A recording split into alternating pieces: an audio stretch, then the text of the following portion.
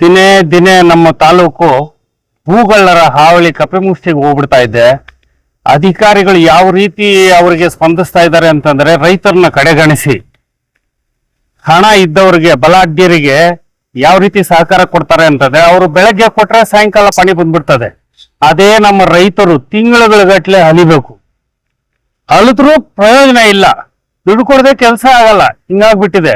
ಸಾವಿರಾರು ಎಕರೆ ನಾವು ಕಳ್ಕೊಂಡು ಸಹ ನಮ್ಗೆ ನ್ಯಾಯ ಸಿಗ್ತಾ ಇಲ್ಲ. ಎಷ್ಟೋ ಬಾರಿ ನಾವು ಅರ್ಜಿಗಳು ಕೊಟ್ರು ಎತ್ತಿ ಪಕ್ಕಕ್ಕೆ ಹಾಕ್ತಾವ ಹೊರತು ಅದರ ಬಗ್ಗೆ ಕಾನೂನು ಕ್ರಮ ತಗೊಂತಾ ಇಲ್ಲ ನಮ್ಮ ತಾಲೂಕು ಅಧಿಕಾರಿಗಳು. ಇದಕ್ಕೆ ಉದಾಹರಣೆ ನಮ್ಮ ಅಲ್ಲಾಳ್ ಸಂದ್ರದಲ್ಲಿ, ಮುಳಬಾಗಲ್ ಕಸಬಾ ಅಲ್ಲಾಳ್ ಸಂದ್ರದಲ್ಲಿ ಒಬ್ಬ ವ್ಯಕ್ತಿ 3 ಎಕರೆ ಮಾರಿರ್ತಾರೆ.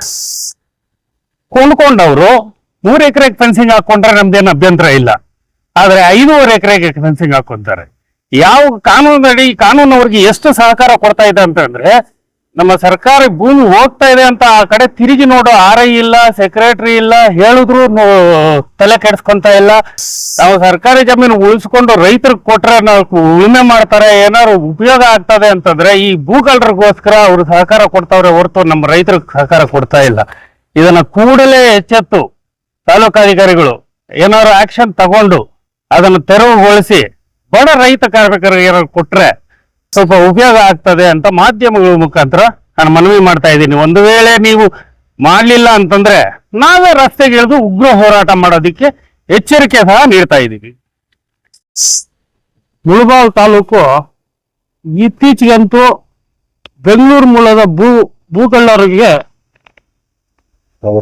ತವರು ಮನೆ ಆಗ್ಬಿಟ್ಟಿದೆ. ಯಾಕಂತ ಹೇಳಿದ್ರೆ, ಈ ಸುತ್ತಮುತ್ತಲು ಸಾವಿರಾರು ಎಕರೆ ಭೂಮಿಯನ್ನ ಕವಿಸ್ಬಿಟ್ಟಿದ್ದಾರೆ. ಆಲ್ರೆಡಿ ಸಾವಿರಾರು ಕೋಟಿ ಬೆಳೆ ಬಾಳ್ತಕ್ಕಂಥ ಈ ಭೂಮಿಗಳನ್ನ ಈ ಬೆಂಗಳೂರು ಮೂಲದವರೇ ಬಂದು ಇಲ್ಲಿ ಕಬಳಿಸಿ ಇದನ್ನ ಮಾಡ್ತಾರೆ.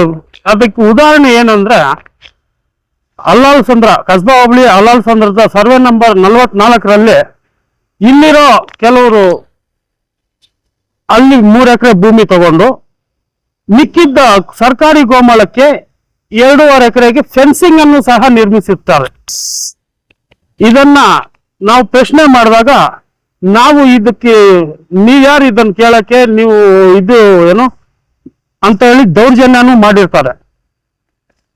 ಇದಕ್ಕೆ ಸಂಬಂಧಪಟ್ಟಂತೆ ನಾವು ಒಂದು ಮನವಿಯನ್ನು ತಾಲೂಕು ಆಡಳಿತಕ್ಕೆ ಕೊಟ್ಟಿರ್ತೇವೆ. ಅವರು ಈ 29ನೇ ತಾರೀಕು ತೆರವುಗೊಳಿಸ್ತೀವಿ, ಅದನ್ನ ಮಾಡ್ತೀವಿ, ಸರ್ಕಾರಕ್ಕೆ ಉಳಿಸ್ತೀವಿ ಅಂತ ಹೇಳ್ತಾವ್ರೆ. ಅಕಸ್ಮಾತ್ ಉಳಿಸಿಲ್ಲ ಅಂದ್ರೆ ಇದ್ರ ಬಗ್ಗೆ ನಾವು ನಿರಂತರವಾಗಿ ಒಂದು ಹೋರಾಟ ಹಮ್ಮಿಕೊಂಡು ಈ ಎಲ್ಲಾ ಒತ್ತುವರಿ ಆಗಿರತಕ್ಕಂತ ಸರ್ಕಾರಿ ಭೂಮಿಗಳನ್ನ ಬಿಡಿಸ್ಲೇಬೇಕು ಅಂತೇಳಿ ನಾವು ಈ ಮೂಲಕ ಮಾನ್ಯ ತಹಸೀಲ್ದಾರ್ ಅವರಿಗೆ ಮನವಿ ಮಾಡ್ತಾ ಇದ್ದೀವಿ.